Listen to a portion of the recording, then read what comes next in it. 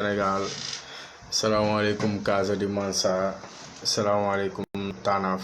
salaamaaleykum Goudomp, salaamaaleykum adduna bi yëpp Africa, salaamaaleykum Mama Africa, salaamaaleykum Fama Africa. ñoo ngi bëggee ñëpp di sant ñëpp di gërëm ñëpp di leen ne namoon nañ leen gëj nañ def live tuuti rek parce que ñoo yoon ci ay activités ñoo yoon ci ay démarches yoo xamante ne c'est dans le cadre du développement de Tanaf, c'est dans le cadre du développement du sport surtout pour les jeunes de Tanaf. Balaa ñu dugg ci débat bi maa ngi gërëm ñëpp di sant ñëpp di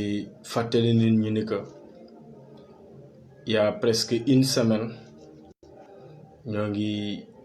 bind ay textes ñoo ngi def ay vidéo ñoo ngi woo nit ñi di leen ñaan ndimbal bu jëm ci wàllum compétition pour la sélection de l'équipe nationale du Sénégal de taekwondo. sant yàlla bu baax alhamdulillah buñ ko dooree ci jàmm jeexalee ko ci jàmm di ñaaxaat nit ci rek ñu gën ñoo dimbale di ñu corriger di ñu orienter mais aussi di ñu teg ci yoon ju baax moo waral tey ñu am fit am sañ-sañ di def ay live ñëpp di ñu gis ñu oser def ko public toujours ci cadre boobu noonu bi ma defee sama première vidéo pour won nit ñi ni que y a des jeunes de Tanaf qui doivent aller à Thiès pour nous compétir, que ces jeunes-là ont besoin de soutien, que ces jeunes-là ont besoin d'être motivés, que ces jeunes ont besoin de quelqu'un qui va les encourager, qui va les motiver, qui va surtout leur dire la vérité. Alhamdulillah, sant yàlla, on a eu des réponses favorables. On a eu des réponses en tout cas satisfaisantes à notre niveau. Parce que tey boo nee nit ki mu jàppale la bi nga yorul dara mu jóg defal la même bu dee dërëm la jox wala même bu dee benn objet bu gën a ndaw la jox war nga ko sant gërëm ko ñaanal ko bu baax ndax suba mooy la reconnaissance. Ils sont venus dem nañ Thiès compétir nañ waaye balaa ñuy gën a xuus ci mbir mi di ngeen ma permettre ma nuyoo population Tanaf bi yëpp nuyoo jeunesse Tanaf bi yëpp nuyoo suñu autorités locales yi ak autorités administratives yi nuyoo suñu yaay yi ak suñuy papa mais surtout nuyoo encore suñu imam ratib bi El Hadj Abdoul Aziz Kémo Sagna ñoo ngi koy tàllal encore suñuy loxo ndax defoon nañ ko ñoo ngi koy tàllal encore suñuy loxo di ko ñaan mu gën ñoo ñaanal gën ñoo leeralal suñuy yoon mais di ko gën a ñaanal encore moom mu gudd fan am wérgu yaram lépp lu mu bëgg yàlla may ko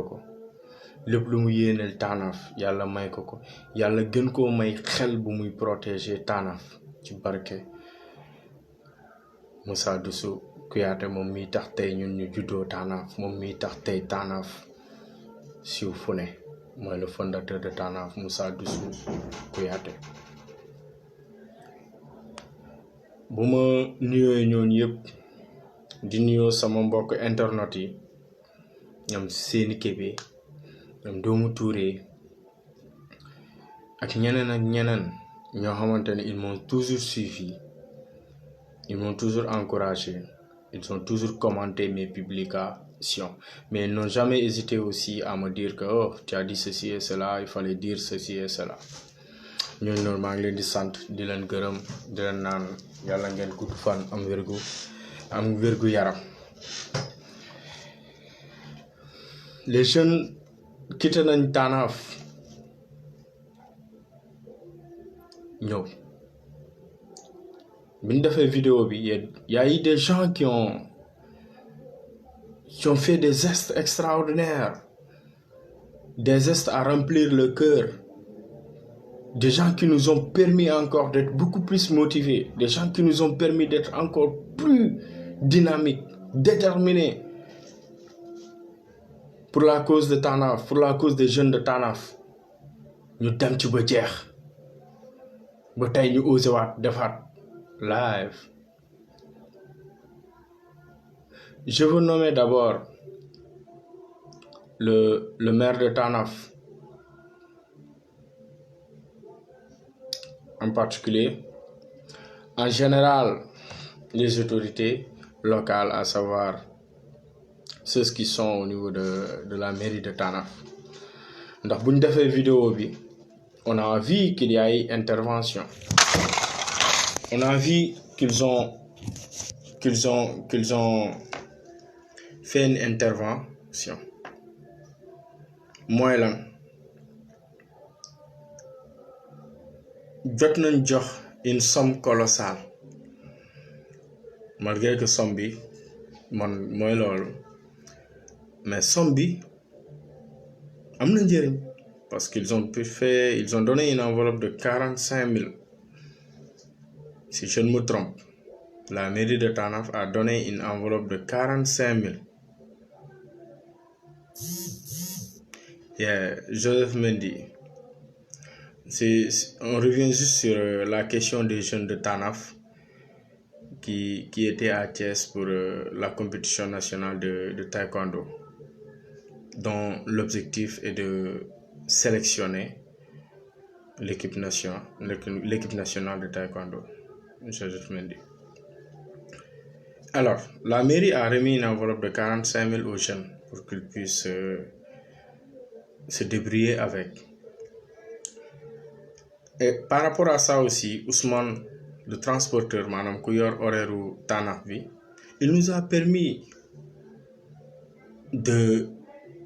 récupérer un jeune qui avait désisté, quoi qu'il n'avait pas de ticket. Il n'avait pas de ticket pour venir à Dakar. Alors, quand j'ai appelé Ousmane, expliqué, non, il n'y a pas de problème. Je le prends en charge. Et machallah, lolo moudje def Ousmane Dramé, nous les gërëm de la santé. À travers ça aussi, M. Bokoum, le président du conseil départemental, a donné 10 000 francs, si je ne me trompe, pour que Boy Mounché Diapale sen bob. Ak yeneen bonne volonté yu nekk foofu noonu may booy xaalis pour ñu mën a déplacer wu ñëw. Buñ déplacer wu aussi, Dieu a fait que j'ai discuté avec des gens parce que j'ai interpellé des gens directement sur mon live. Yàlla def Léon Zale doomu Tanaf ma woo ko expliqué ak moom ne que les jeunes de Tanaf viennent à Dakar et ils doivent se rendre à Thiès pour une compétition nationale. Fais quelque chose. Mon ami, ok, il n'y a pas de problème. Je vais voir ce que je pourrais faire. Mon ami, ok, il n'y a pas de problème. Bon, le dimanche, le lundi, on a rencontré Léon Zale. Donc ba bureau ma présenté ko boy waxtaan ak mom mu motiver len waxtaan ak ñom encore. Il a pris une enveloppe de 100 000 francs jox ko boy ne len dimbalé len ci sen bop parce que ils avaient besoin d'un truc du genre le matériel de protection et tout, gants, affaire yoy non. Mu def ko mu jox len ko ci waxtaan bi mu ne ma fan lañ loger ma ne ko Léonce ñi de université lañ loger Je profite de cette occasion aussi pour saluer les étudiants de TANAF qui sont à Dakar, qui ne ménagent aucun effort pour soutenir leurs jeunes frères. Logez là. Non, je vais trouver des chambres pour eux. Parce qu'ils doivent compétir, donc ils doivent être à l'aise. Ils doivent être dans de bonnes conditions. Et je vais prendre en charge l'hébergement.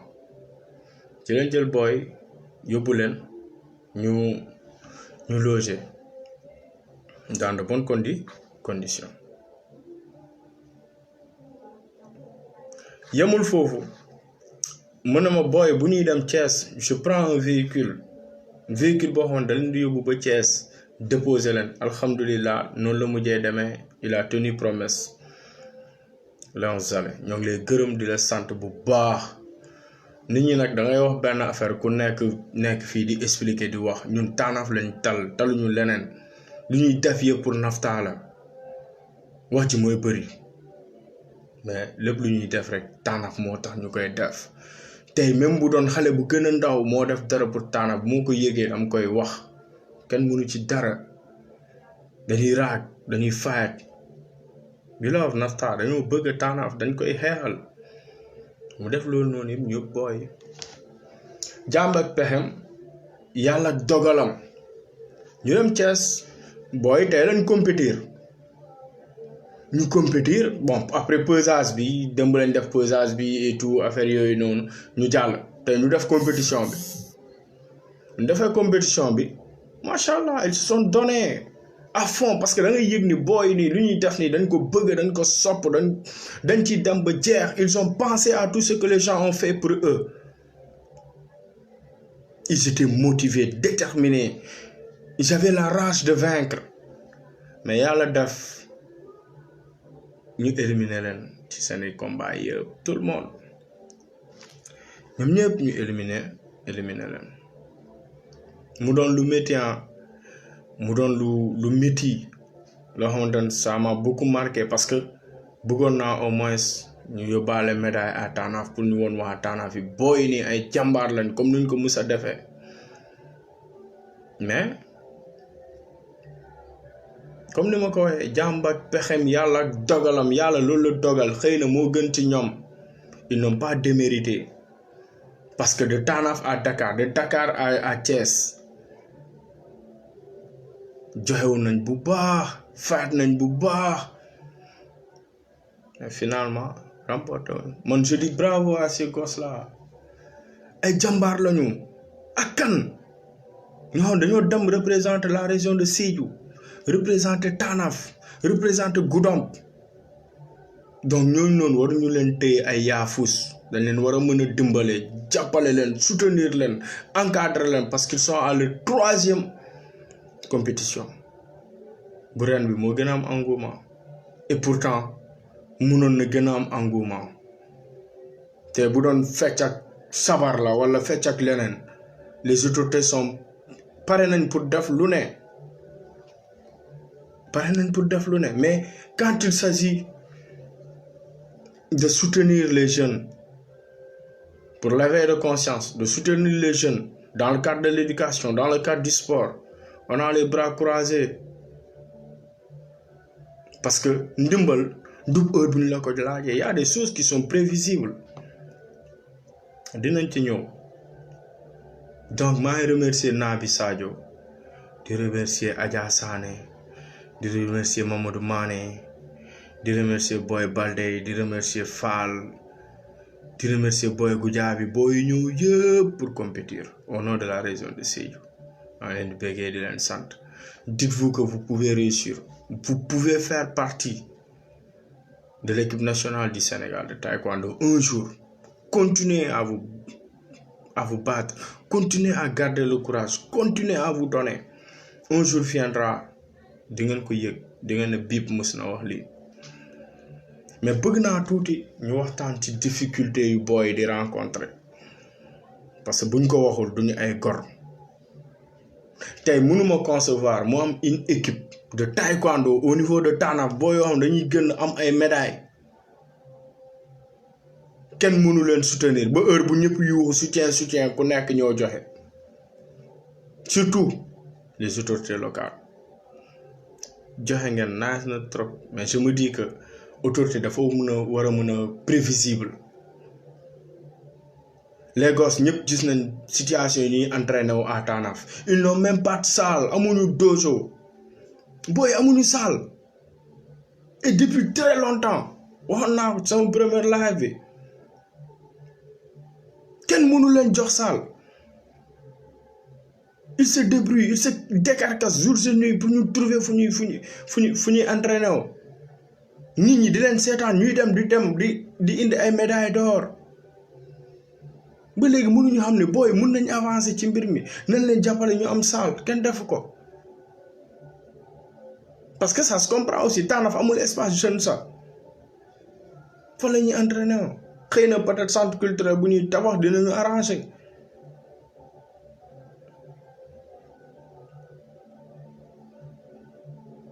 ils n'ont pas de salle foyer des femmes lañ doon entraîné wu foyer des femmes booy dañuy fay courant ñoom ñoo koy fay booy dañuy fay salle bi chaque fin du mois 5000 du mairie bi moo leen koy jox du keneen moo leen koy jox ñoom ñooy débrouiller wu pour ñu jot ci loolu noonu 5000 francs 5000 francs chaque fin du mois kenn du leen ko fay ñoom ñoo koy fay tey moo ngi nii les femmes ont récupéré leur salle et elles ont parfaitement raison c'est le foyer des femmes bu leen neexee ñu def ko bu ñu leen neexul duñ ko fa def donc je me dis que tey Tanaf war na dépasser mënul am CDEPS mënul am dara une commune comme Tanaf mënul am salle fu jeunes yi di divertir une salle publique je veux dire mënul am salle fu jeunes yi di entraîner wu depuis des années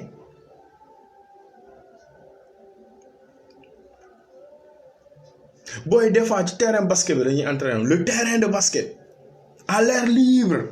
imaginez yow nan ngay fexee say stratégie say technique ñëpp ñëw di ko seetaan mais après du am valeur te terrain basket boobu noonu am na côté yoo xamante ne baaxul terrain boobu noonu basketteurs yi buñ ko soxlee ñoom ñooy priorité bi parce que ñoom ñoo ko moom juste pour dire que les gosses conditions yooyu noonu mun na tax ba duñu réussir mun na tax ba duñu am ay médailles surtout au niveau national ñëpp xam nañ situation nu muy demee njóog njaag yu dul jeex ay business yu dul jeex booy joxe nañ ils se sont donnés mais anamu tey ils se sont fait rattraper par leurs conditions à la base absence de salle prise en charge zéro matériel zéro kenn musu leen ko jënd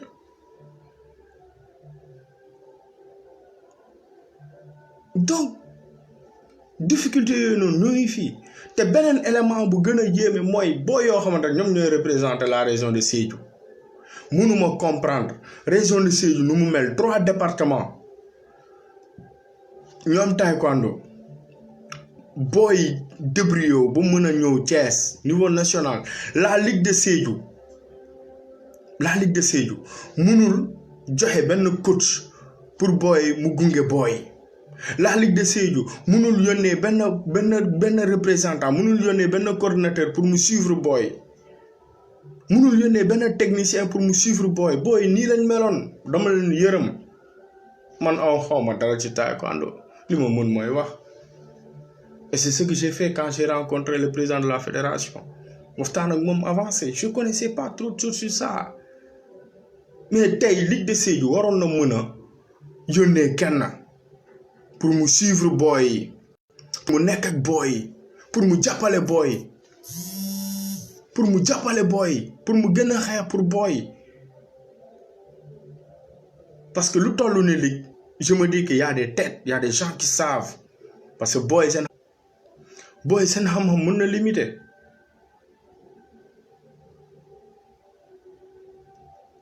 je reviens encore tey muy sport gis nañ GST jeune sportif de Tanaf nu muy demee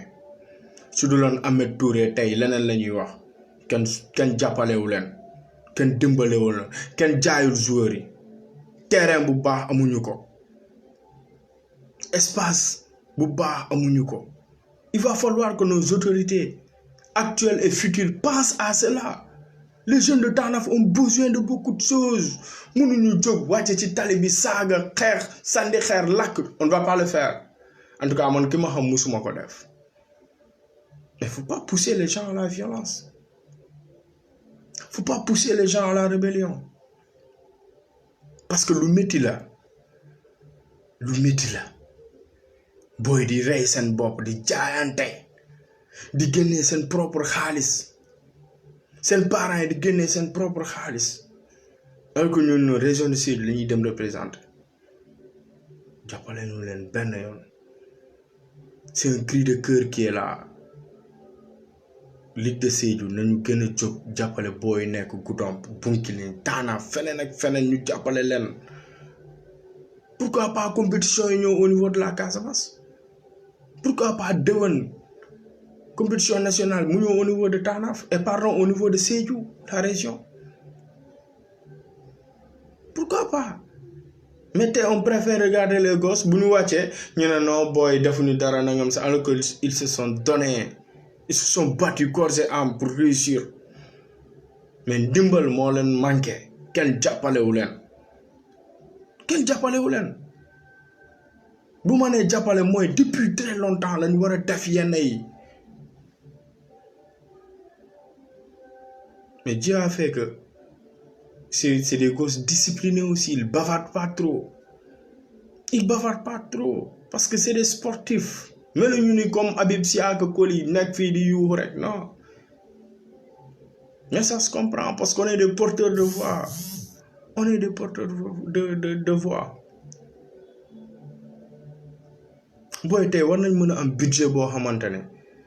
non dina leen arranger seen déplacement yi seen voyage yi et tout da leen di motiver boo leen gisoon booy bu ñuy dem Thiès dañu kontaan big ne hey grand on va se donner à fond mais yàlla ak dogalam jàmb ak pexem ils n'ont pas réussi.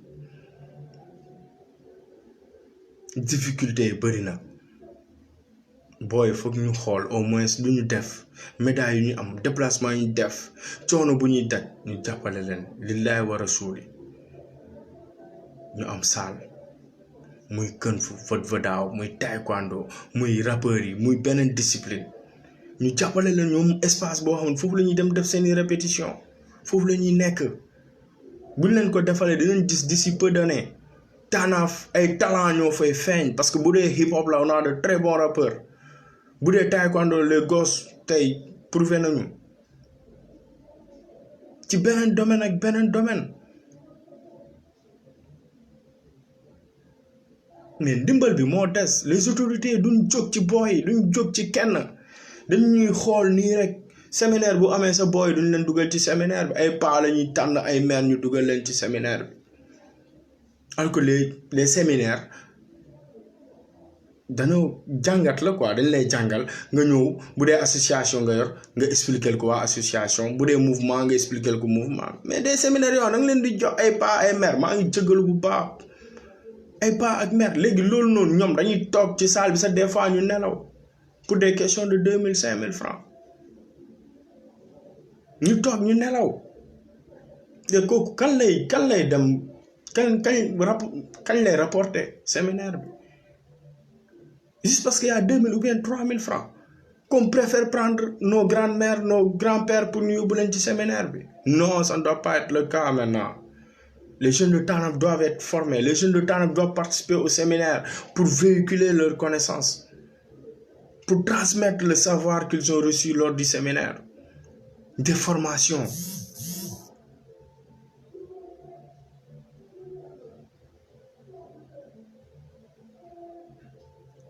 Faut que ñu xoolaat le système faut que ñu xoolaat nu muy demee faut que ñu xoolaat lan lañ war a mën a apporter ces jeunes-là. Et pour ça je lance encore un appel pour dire que les solutions sont simples. Les solutions sont très simples parce que tey autorité boo amul taxe municipale yu la mën a yóbbu war nga mën a am benn carnet d'adresse bu am solo boo xam ne di nga mën a signer ay contrat di nga mën a def ay coopération di nga mën a nekk en collaboration avec des ONG avec des structures de jeunes di nga ko mën a def mais tey anam rares sont les jeunes de Tanaf yoo xam ne dañuy participer ci yenn activité pas parce que bëgguñu ko mais dañ leen ci boolewul dinañ dem ba jeex mais duñ leen ci boole parce que dañoo ragal ni boo yooyu noonu am xam-xam wala yokk seen xam-xam pour suba ñu ñëw taxaw ne non ñett du am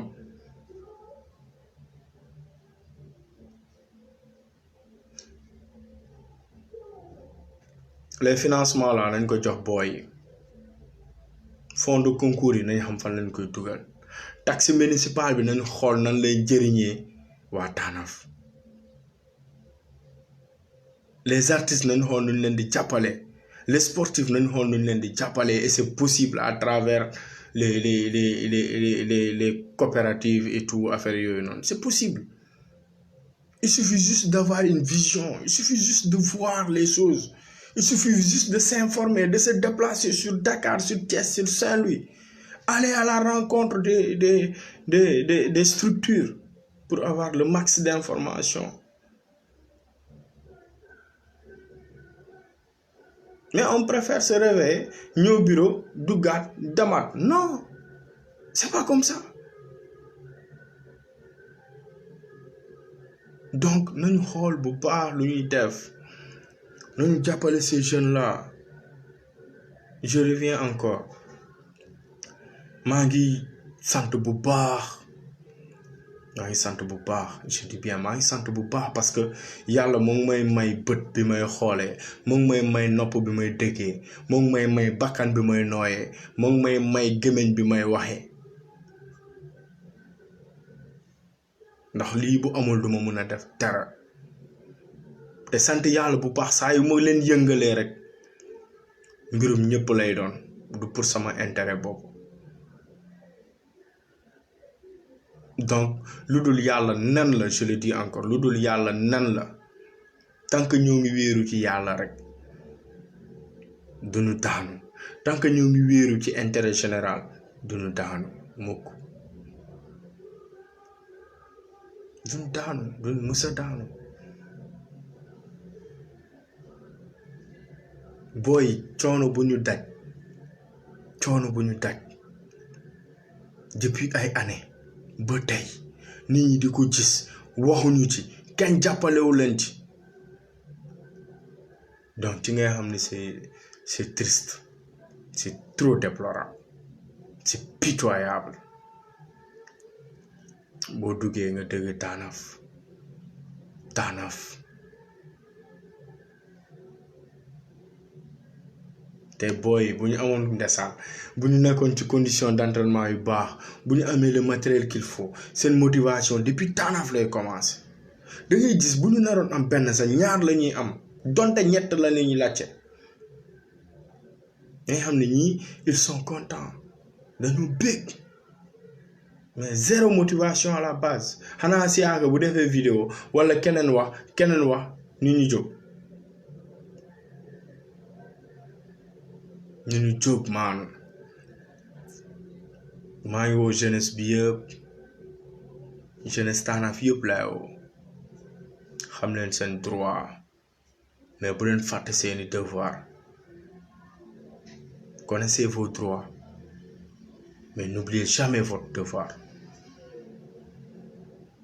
parce que sa devoir boo ko fàttee doo jëf sa droit boo ko xamul dañ lay toroxal dañ lay xeex dañ lay suul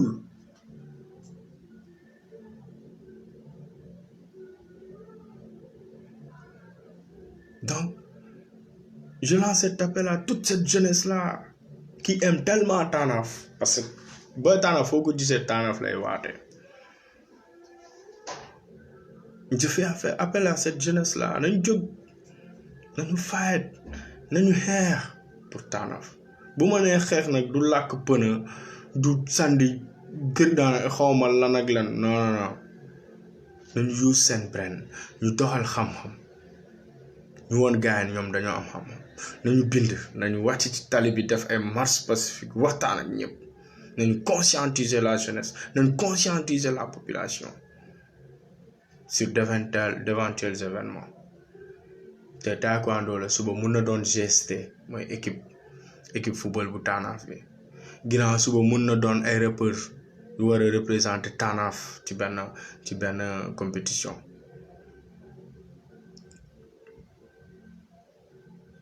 donc maa ngi sant ñëpp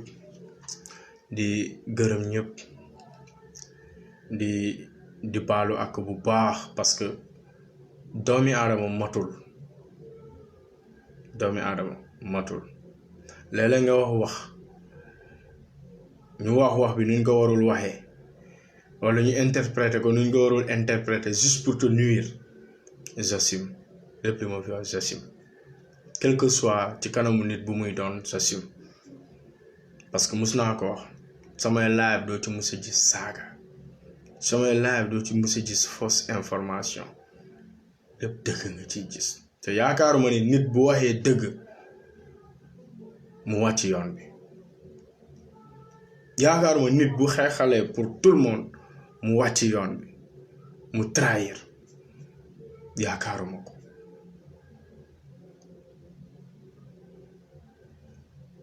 di baalu ak bu baax samay waajur yi gis vidéo yi des fois ñu woo leen ne leen seen doom bi moytu leen seen doom bi léegi ñu rey ko mukk lu dul yàlla nen la maa ngi baalu ak population bi yëpp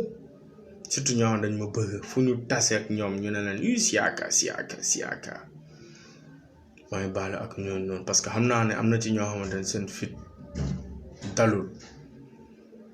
fu ñu mënta toll man la ñuy xalaat di encourager boy de Dozo Team Rosé de Tanaf di leen encourager ne leen ne baissez pas les bras même bu dee seen entraînement ci biir ndox ngeen koy def leen ko même bu dee seen entraînement ci biir safara ngeen koy def leen ko comme ni ma leen waxee rek un jour di ngeen ko gis wala boy yi ngeen di former dinañ ko gis ils vont compétir ils vont gagner ils seront sélectionnés gardez le courage ça ira inchallah di gën a ñaax jeunesse bi ñu axlu jóg ci seeni ay droit jóg ci seeni ay devoir di woo sama ñoom yaay ñu bàyyi ñu leen di nax samay waajur yi nañ bàyyi di leen di nax tey booy bu ñu indoon trophée dina am ñoo xamante dinañ taxaw ne ñoom la fekk nag yàlla xam na ne booy amul coono bu ñu dajul te ñi ñaa koy gis donc sant ñëpp santati ñëpp sant suñu borom mais amul benn morom sant imam Abdul Aziz Kémo Sagna ci ñaan yu ñuy defal di comme ni ma ko waxee rek di sant imam Tanaf fi bu baax Abdul Aziz Kémo Sagna moom mi yor tànki di sant waa Kouyaté Kounda yëpp ñoom ñuy tax Tanaf am mooy Moussa Dussou Kouyaté di baalu ak je vais pas cesser de le faire mooy baalu ak ñëpp nit matul et je finis par ça comme niñ ko waxee Siaka day politique Siaka il a commencé à faire de la politique Siaka day politique maa tey def politique man kenn musuma jox mission man maa jóg def samay mission bu may def sama choix kenn du tax ma def choix damay xool lu gën ma def ko damay xool lu mu mën a apporter de plus pour Tanaf ma def ko def politique taxut wàcc yoon wàccuma sama yoon benn yoon xeex bi may xeex dëmb moom lay xeex bi may xeex dëmb moom lay xeex tey yoon bi la rek donc na gars yi bàyyi wax bi ñu jublu ci lu gën ñu jublu ci luy jëmal Tanaf ci kanam moo gën a am solo ko wax ci bëri bi amul benn sens donc bëggee ñëpp sant ñëpp be moo bee kontoon na ke jay ke tentu ka foye ko al Tanaf doonul maa koy ali bambu